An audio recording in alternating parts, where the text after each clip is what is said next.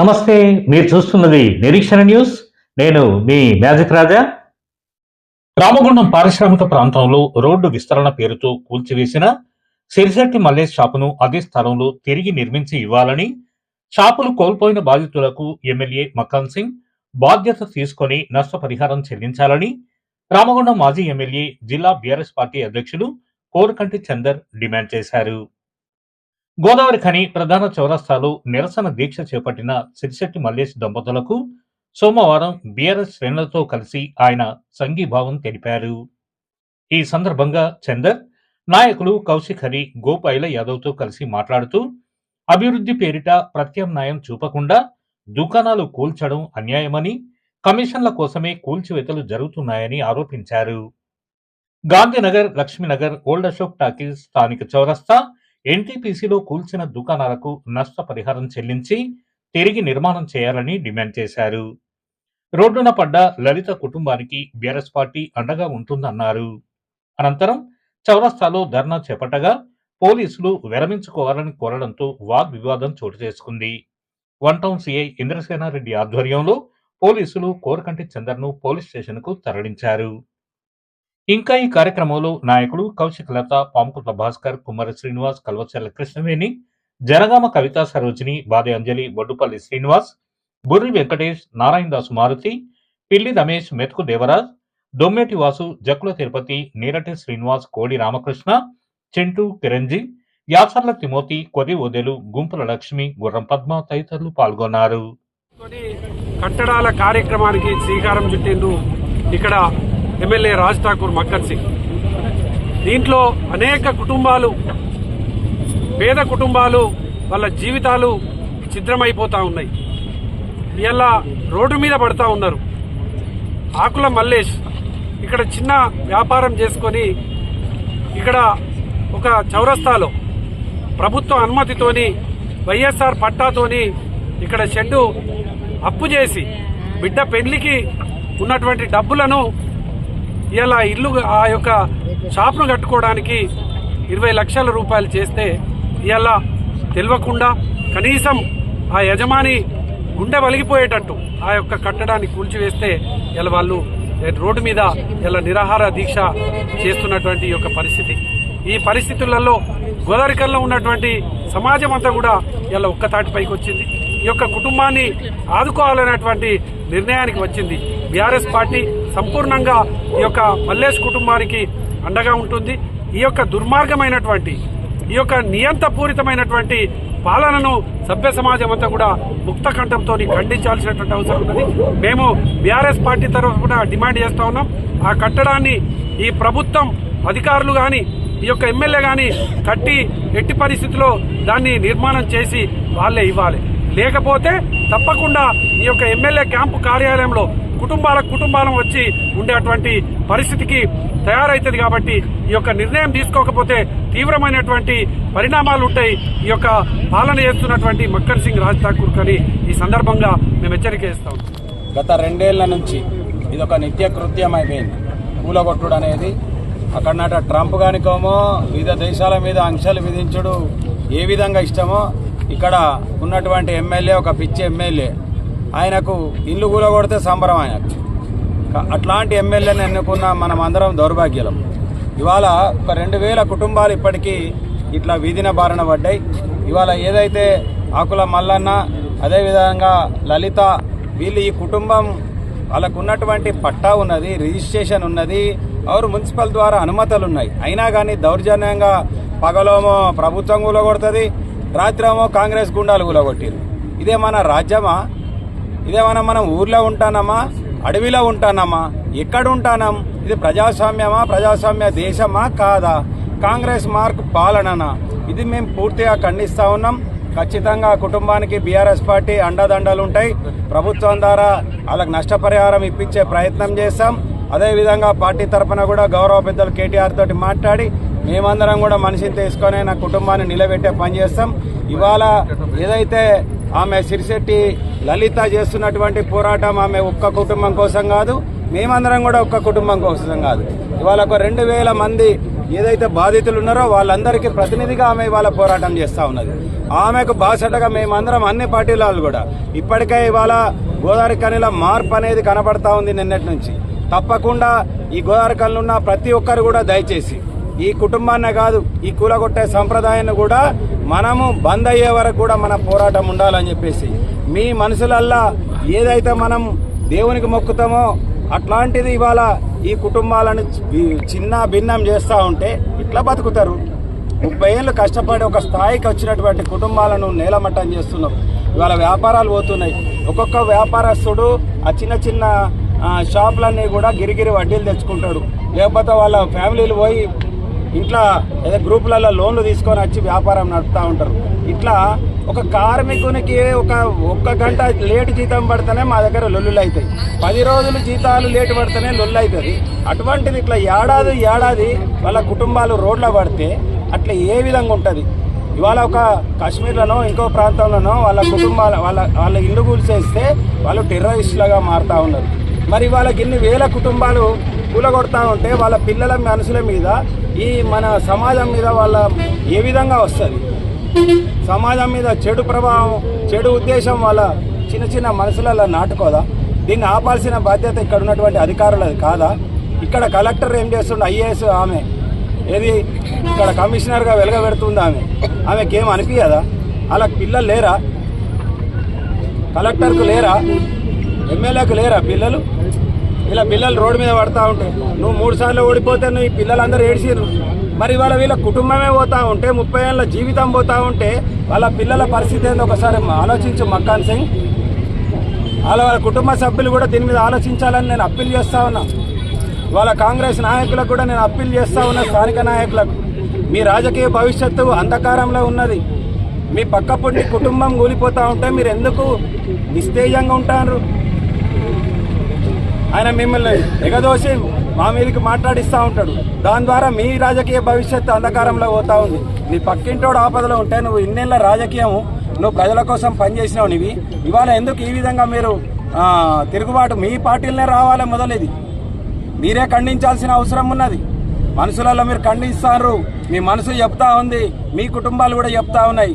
కానీ మీరు ఏదో ఆశకో భయానికో మీరు వస్తలేరు. ఇవాళ కాంగ్రెస్ బీఫామ్ల మీద కూడా ఎవరు కార్పొరేటర్ గెలవరు. నేను చెప్తా ఉన్నా ఈ గోదావరి కల్లా జరిగిన పరిణామాలు.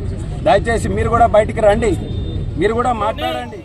గోదావరి కని పట్టణంలో ఇది ఏమి పాలన? రాక్షస పాలన? ఇది ప్రజాపాలన లేకుంటే ప్రజలను వంచే పాలన? కాంగ్రెస్ అధికారంలోకి వచ్చినాక పేదవాడిని పట్టించుకుంటలేదు. ప్రజలను మోసం చేసి ఎన్నో వాగ్దానాలు ఇచ్చి గెలిచి ప్రజలను వంచిస్తారా? ప్రజలను దోచుకుంటారా? అదే ఈ గోదావరి కని పట్టణంలో చిరు వ్యాపారస్తులు రెక్కాడితో డొక్కాడని వాళ్ళను ఇదే నీకు అధికారం ఇచ్చింది. నువ్వా ప్రజా పాలకుడివి. పేదవాళ్ళ మరి ఏదైతే తేలాలు కూలగొట్టి ఏదో ఇక్కడ సింగరేణి కార్మికులకు అండగా ఉండి సింగరేణి కార్మికులకు సేవ చేస్తున్న ఈ యొక్క చిరు వ్యాపారస్తులను సింగరేణి జాగాలే వాళ్ళు నిర్మాణం చేసుకున్నారు. పోయిన మరి ఏదైతే రాజశేఖర రెడ్డి హయాంలో మరి వీళ్లకు తేలాలు అలాట్ చేశారు. మరి నీకు కళ్ళ కనబడతలేవా? ఇక్కడున్న ఎమ్మెల్యే, స్థానిక ఎమ్మెల్యే ఏంటిది దౌర్జన్యమే? అడిగటం లేరు అనుకుంటున్నావా? కాబట్టి ఎవరైతే నష్టపోయారో బాధితులందరికీ తక్షణమే వాళ్లకు ఇదైతే సింగరేణి డ్రామా ఆడుతుంది. నీతోటి చేతులు కలిపి సింగరేణిలో ఆక్యుపై చేసుకున్నారు. జాగాని లాక్కొని అదైతే రూములు కట్టి కిరాయి దండుకుంటామని చూస్తున్నారు. కానీ ఇక్కడ ఉన్న ప్రజాప్రతినిధులు చేతులు గాజులు పెట్టుకోలేదు. తప్పకుండా నువ్వు కట్టించిన ఈ యొక్క సింగరేణి ఏదైతే కట్టిస్తుందో వాటి బాధితులందరికీ ఫ్రీగానే ఇవ్వాలి. 1 రూపాయి కిరాయి తీసుకున్నా ఈ యొక్క గోదావరి కని పట్టణం అల్లకల్లోలం అవుతుందని తెలియజేస్తున్నాం. నువ్వు మరి ఏం చేస్తావో ఈ బాధ్యత మళ్ళా మరి దీన్ని కూలగొట్టావే. దీనికి తక్షణమే 10 రోజుల్లో మళ్ళా నిర్మాణం చేయకపోతే గోదావరి కని పట్టణం అంతా చిరు వ్యాపారస్తులు అందరం అన్ని రాజకీయ పార్టీలు ఏకమైతాము. ఇక్కడ దీనికి మరి ఏదైతే నీకు మరి దౌర్జన్యంగా కూలగొట్టిద్దరో ఆఫీసర్ కూలగొట్టారో కమిషన్ అడుగుతున్నా. నీ కళ్ళు కనబడతలేవా? చెవులు వినబడతలేవా? ఇక్కడ ప్రజలను నాడి ప్రజలు బతుకుంటున్నారు, గొగ్గోలు పెడుతున్నారు. అన్ని కూల పెడుతుంటే ఎవరికి చెప్పి చేస్తున్నావు? ఏ రాజకీయ పార్టీలు పిలుచున్నావు? మరి అన్ని పార్టీల వాళ్ళని పిలువవా? ఈ అంతా కూలగొట్టుడు మీదే ఇష్ట రాజ్యమా? ఎన్ని రోజులు ఉంటారు మీరు? మా అంటే 2 సంవత్సరాల కంటే ఎక్కువ ఉండరు. ఆ తర్వాత ఏమవుతుంది? పోలీసు విభాగం కానీ కమిషనర్ కానీ వీళ్ళందరూ ఉంటారా? కలెక్టర్ దీనికి బాధ్యులు కదా. కలెక్టర్ రావాలి, ఇక్కడ విజిట్ చేసి బాధితులకు న్యాయం చేయాలని మేము డిమాండ్ చేస్తాం. బొగ్గు గనుల వేలం పాటల వల్ల ప్రభుత్వ రంగ సంస్థలైన సింగరేణి, కోల్ ఇండియాకు భవిష్యత్తు లేకుండా పోతుందని సిఐటియు రాష్ట్ర అధ్యక్షులు తుమ్మల రాజారెడ్డి ఆందోళన వ్యక్తం చేశారు. సోమవారం గోదావరిఖని ప్రెస్ క్లబ్ లో నిర్వహించిన మీడియా సమావేశంలో ఆయన మాట్లాడారు. జాతీయ సంపద అయిన బొగ్గు గనులను ప్రభుత్వమే నడపకుండా ప్రైవేటు సంస్థలకు కట్టబెట్టే విధంగా కేంద్ర ప్రభుత్వం తీసుకువచ్చిన వేలంపాట విధానం వల్ల సింగరేణికి తీవ్ర నష్టం వాటిల్లుతుందన్నారు. తాజాగా మనుగూరులోని పీకేఓసీ ఎక్స్టెన్షన్ బ్లాక్ ను వేలంపాటలో పెట్టడాన్ని తీవ్రంగా వ్యతిరేకించారు. సంస్థలో ఏర్పడిన 2 జేఏసీలు కూడా ప్రైవేటు వద్దు సింగరేణి గనులు నడపాలి అనే డిమాండ్ చేస్తున్నాయని గుర్తు చేశారు. వేలంపాటలో ఎవరు పాల్గొన్నా చివరికి ప్రైవేటు చేతుల్లోకే వెళ్తుందని, ప్రయోజనం ఏమిటని ప్రశ్నించారు. ఈ బిడ్డింగ్ కు రాష్ట్ర ప్రభుత్వమే అనుమతులు ఇవ్వాల్సి వస్తున్నందున రాష్ట్ర ప్రభుత్వం బాధ్యతగా హెచ్చరించి వేలంపాటలో ఎవరూ పాల్గొనకుండా చూడాలన్నారు. లేదంటే కేంద్ర బీజేపీ ప్రభుత్వ విధానాలకు కాంగ్రెస్ ప్రభుత్వం కూడా వంతపాడినట్టేనని విమర్శించారు. ఇప్పటికే సింగరేణి సంస్థ కేంద్ర రాష్ట్ర ప్రభుత్వాలకు 80,000 కోట్లకు పైగా డివిడెండ్లు చెల్లించిందని, అవసరాల కోసం సింగరేణిని వినియోగించుకుంటున్న ప్రభుత్వాలు సంస్థకు రావాల్సిన బకాయిలు ఎందుకు ఇప్పించడం లేదని ప్రశ్నించారు. సిఎస్ఆర్, డిఎంఎఫ్టి నిధులు, జాబ్ మేళా వంటి కార్యక్రమాల కోసం సింగరేణిని వాడుకుంటూ కొత్త గనుల కేటాయింపుల విషయంలో మాత్రం కేంద్రంపై ఒత్తిడి చేయడం లేదన్నారు. డివిడెండ్లు తీసుకుంటున్న ప్రభుత్వాలు బాధ్యతగా సింగరేణికి కొత్త గనులు కేటాయించాలని డిమాండ్ చేశారు. లేని పక్షంలో భవిష్యత్తులో జరిగే ఎన్నికల్లో తగిన మూల్యం చెల్లించుకోవాల్సి వస్తుందని హెచ్చరించారు.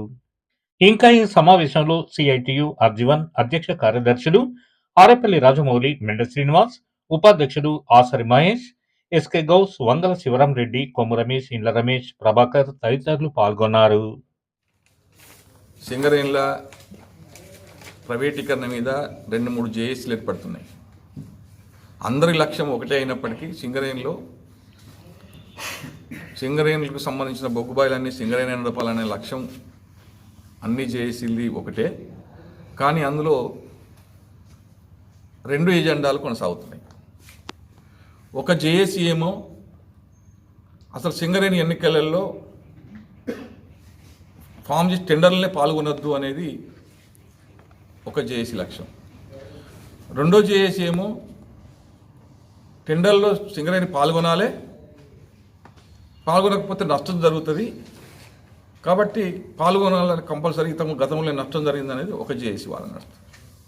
కానీ సిఐటిగా మేము చెప్పదలుచుకున్నాం, ఇవాళ ఏ జేఏసీ ఏది చెప్పినా సింగరేణిలో పాల్గొన్నా నష్టమే, సింగరేణి పాల్గొనకపోయినా నష్టమే.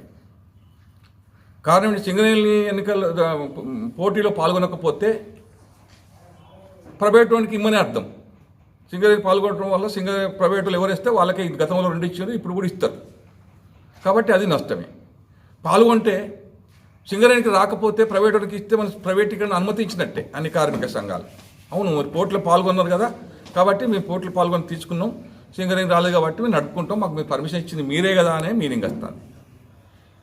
మేమంటున్నాం సిఐటిగా ఇంకొక వాదన కూడా 2 సంఘాలు, జెన్కో ఎవరైతే ఉన్నారో జెన్కో వాళ్ళు సింగరేణి బొగ్గుబాయిలో వేలం పాట చేయొద్దు అని. దానికి కారణం ఏంటంటే జెన్కో కనుక టెండర్ వేస్తే ఖచ్చితంగా అది జెన్కోకే వస్తుంది. కారణం ఏంటి అంటే అది కేంద్ర రాష్ట్ర ప్రభుత్వాల మద్దతుతో వాళ్ళు టెండర్లో పాల్గొంటున్నారు. వాళ్ళకి అంత సత్తా లేదు. కారణం ఏంటి అంటే దానికి 1/70 చట్టం ఉంది ఇప్పుడు వేసే టెండర్ మైండ్కి. కాబట్టి అది ప్రభుత్వ సంఘమే నడపాలి, అది జెన్కో కానీ సింగరేణి మాత్రమే నడపాలి. ప్రైవేట్ వాళ్ళకి ఇస్తే ఎవరొకరు కేసు వేసినా ఆ మైండ్ తీయకుండా ఆగిపోద్ది. కాబట్టి వెనకదిక్కి బ్యాక్గ్రౌండ్లో ఉండి జెన్కో తోటి టెండర్ వేస్తున్నారని మేము సిఐటిగా అభిప్రాయపడుతున్నాం.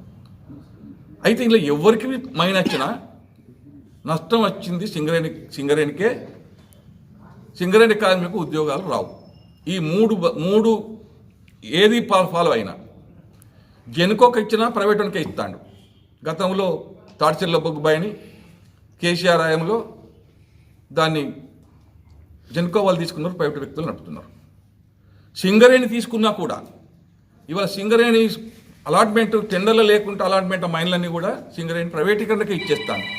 అది కొత్తగూడెం కావచ్చు, ఇప్పుడు మనుగురు కావచ్చు, ఐకే వన్ అంటే ఎస్ఆర్పి ఐకే వల్ల కావచ్చు. ఇవాళ 4-5 ఓపెన్ కాస్ట్లలో నామమాత్రంగా పర్మనెంట్ కార్మికులు ఉంటున్నారు 8. కాబట్టి ఈ మూడిట్లో ఏది పోయినా కూడా ప్రైవేటీనే ప్రోత్సహించినట్టుగా ఇది భావన వస్తుంది. మేము అంటున్నాం సిఐటిగా,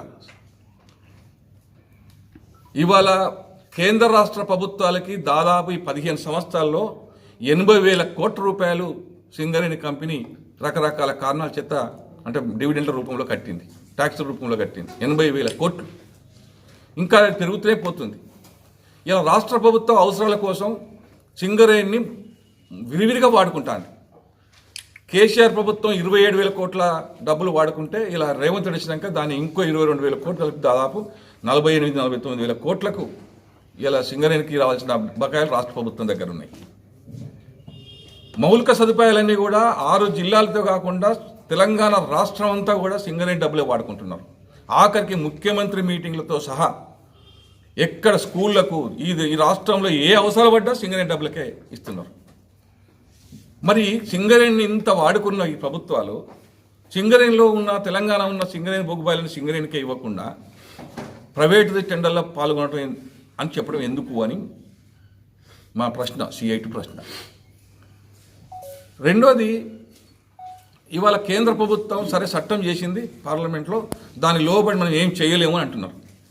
మేము రేవంత్ రెడ్డి సర్కార్ని అడుగుతున్నాం, అయ్యా మీరు తెల్లవాళ్ళు వేస్తే బీజేపీని తిడుతూ ఉన్నారు, తెల్లవాళ్ళు వేస్తే బీజేపీ ప్రధాన శత్రువు అని అందరికీ రైతులకు అందరినీ మోసం చేస్తూ చెప్తున్నారు. మరి తెలంగాణ 51% మన వాటా ఉంది, సింగరేణిలో రాష్ట్ర ప్రభుత్వం వాటా 51% ఉంది. మరి 51% వాటా ఉన్న మీరు కేంద్ర ప్రభుత్వాన్ని మాట వినకపోతే టెండర్ల పాల్గొనటోళ్ళన్నా భయపెట్టియండి. మనం రాష్ట్ర ప్రభుత్వం సహకరించకుండా ఏ ప్రైవేటు వ్యక్తి సింగరేణిలో బొగ్గు పెళ్ళ తీయలేడు. అందుకే రాష్ట్ర ప్రభుత్వం చొరవ తీసుకోవాలి, కేంద్ర ప్రభుత్వాన్ని కోరాలి. కేంద్ర ప్రభుత్వం వినకపోతే మీరే ముందుండి ఉద్యమాల్లో సిద్ధం కావాలి. అట్లాగే మీ మాట వినకుండా టెండర్లు కనుక ప్రైవేట్ వ్యక్తులు కార్పొరేట్ సంస్థలు పాల్గొంటే మీరు ఎటువంటి సహకారం అందియని చెప్పి ప్రకటన చేయండి. మనం ఇచ్చే కరెంటు మనమే ఇవ్వాలి, రోడ్డు మనమే వేయాలి, మట్టి పోస్తానికి భూమి మనమే ఇవ్వాలి. బొగ్గుబాయి ఒక్కటి తీసుకోగానే ఎవ్వరు కూడా ఇక్కడ సంసారం చేస్తానికి కుదరదు, బొగ్గు పెళ్ళ కూడా వెళ్ళి బయటకు వెళ్ళదు. అయినా టెండర్లు పెట్టే బొగ్గుబాయిలన్నీ కూడా గతంలో పెట్టిన 2 ఇప్పుడు పెట్టబోయేది, ఇది 1 of 70 చట్టంలో ఉన్నాయి, యాక్ట్లో ఉన్నాయి. ఇవి ట్రైబల్స్ అన్నది ఇవ్వాలి, రేపు ప్రభుత్వ రంగ సంస్థలు అన్నది ఇవ్వాలి. ప్రభుత్వ రంగ సంస్థకి ఇప్పుడు 2 సంవత్సరాల టెండర్లు అయిన మైన్స్ని ఎందుకు ఓపెన్ చేస్తలేదు? ఒక్కదానికేమో మట్టి పోస్తానికి ప్లేస్ లేదు కాబట్టి అది ఆగిపోయింది. రెండో దానికి ఈ యాక్ట్ అడ్డం వస్తాను, 2 సంవత్సరాలు పూర్తయింది. అయినా కోల్ ఇండియాలో ఎవరైనా ప్రైవేట్ వ్యక్తులు తీసుకొని ఉత్పత్తి తీయకపోతే మళ్ళీ కోల్ ఇండియాకే అప్పచెప్పారు బొగ్గుబాయిలని. దాటింది 3వ సంవత్సరాలకు వస్తుంది టెండర్లు అయ్యి. కనీసం మట్టి స్టార్ట్ చేయకపోవడానికి ఉన్నప్పుడు సింగరేణికి ఎందుకు కేటాయిస్తలేరు? ఈ మనుగూరు మైన్కి కూడా సేమ్ ఇదే యాక్ట్ అడ్డం వస్తుంది. కాబట్టి రాష్ట్ర ప్రభుత్వ సంస్థ అయినటువంటి జెన్కోతోటి టెండర్ వేయించి దాన్ని దొడ్డిదారిన మళ్ళీ ప్రైవేటులకు ఇవ్వాలని చెప్పి రాష్ట్ర ప్రభుత్వం ఇలా భాగస్వామ్యం ఉందని మేము భావించాల్సి వస్తుంది. నిజంగా మీరు లేదనుకుంటే సింగరేణికి ఈ రాష్ట్రం అంతా అభివృద్ధి అవుతుందని మీరు భావిస్తే ఖచ్చితంగా టెండర్లను అడ్డుకోవాలి. దానికి కాంగ్రెస్ ప్రభుత్వం ముందుండాలనుకుంటున్నాం. అసలు ఏ విషయంలో మీరు ప్రాధాన్యత ఉంటున్నారు? ఇవాళ కేంద్ర ప్రభుత్వం చట్టాలు తీసుకొచ్చి కార్మిక సంఘాలని కార్మికుల్ని నిర్వీర్యంగా అణచివేస్తామని చెప్పి చట్టాలు అమలు చేస్తే మేము చెయ్యము అని కేరళ ప్రభుత్వం కానీ తమిళనాడు ప్రభుత్వం కానీ బెంగాల్ ప్రభుత్వాలు 3 అసెంబ్లీలో తీర్మానం చేసి కేంద్ర ప్రభుత్వానికి అల్టిమేటం ఇచ్చారు, మీరు ఇచ్చిన చట్టాలు మా రాష్ట్రాలు అమలు చేయమని. మరి రేవంత్ రెడ్డి గారు ఎందుకు చేస్తలేడు అసెంబ్లీలో? అంటే కేంద్ర ప్రభుత్వం ఇచ్చిన అన్నిటినీ మీరు దొడ్డిదారిని అమలు చేయడానికి సిద్ధపడుతూనే మళ్ళీ బీజేపీని లొల్లిపెట్టినట్టు కార్మికుల ముందు ప్రజల ముందు మీరు నటిస్తున్నారని మేము అనుకోవాల్సి వస్తాను. నిజంగానే రాష్ట్ర ప్రభుత్వానికి సిద్ధశుద్ధి ఉంటే ఖచ్చితంగా సింగరేణి ప్రాంతంలో బొగ్గుబాలన్నీ సింగరేణికి కేటాయించాలని చెప్పి మేము సిఐటిగా డిమాండ్ చేస్తున్నాం. అన్ని కార్మిక సంఘాలు కూడా విజ్ఞప్తి చేస్తున్నాం, మన వాయిస్ను మార్చాలి. మన వాయిస్ టెండర్లో పాల్గొనడం కాదు, మన ఉద్యమం అంతా కేంద్ర రాష్ట్ర ప్రభుత్వాల మీద ఉండాలి. సింగరేణి ఖచ్చితంగా నిర్వీర్యం చేయడం కోసం పెద్ద కుట్ర జరుగుతుంది. అందులో ఖచ్చితంగా కేంద్ర రాష్ట్ర ప్రభుత్వాలు భాగస్వాములు ఉన్నాయి. మనుగురు మైన్ పోతే ఇంతకుముందే చైర్మన్ చెప్పిండు 2 సంవత్సరాలు క్లోజ్ అవుతుందని. అది నిజంగా పోతుంది. కొత్తగూడెంలో 2 మైన్స్ వస్తే అవి ప్రైవేట్లకు ఇచ్చారు, అక్కడ నిర్వీర్యం అవుతుంది. రేపో మాపో ఇప్పుడు అప్పటికే RG1లో ఉన్న OCP 5లో మొత్తం అవుట్ సోర్సింగ్ అంతా అయిపోయింది. బొగ్గు తీసుడు, మట్టి తీసుడు అంతా బొగ్గు ట్రాన్స్పోర్ట్ చేసిన కూడా ఇలా ప్రైవేట్ వ్యక్తులతో భయపెట్టి కార్మిక సంఘాలు కార్మికులు భయపెట్టి చేస్తున్నారు. ఇంకేం మిగిలింది? పక్కన గోదావరితో ఉన్న IK1లో మొత్తం వేటర్ల బొగ్గు తీసే ఓసిలో 150-200 మంది కూడా పర్మనెంట్ కార్మికులు లేరు. అంటే టోటల్గా జరుగుతున్న ఓపెన్ కాస్ట్లలో అన్నిట్లలో కూడా సింగరేణి యాజమాన్యం కూడా అవుట్సోర్సింగ్ ఇస్తుంది. మనం వ్యతిరేకం, ప్రైవేటీకరణ వ్యతిరేకం. కాబట్టి సింగరేణి కంపెనీ తీసుకోవాలి, సింగరేణి కంపెనీ నిర్వహించాలి. అన్ని మైన్లలో కూడా పర్మనెంట్ కార్మికులు బొగ్గు ఉత్పత్తి తీయాలని చెప్పి సిఐటిగా డిమాండ్ చేస్తున్నాం.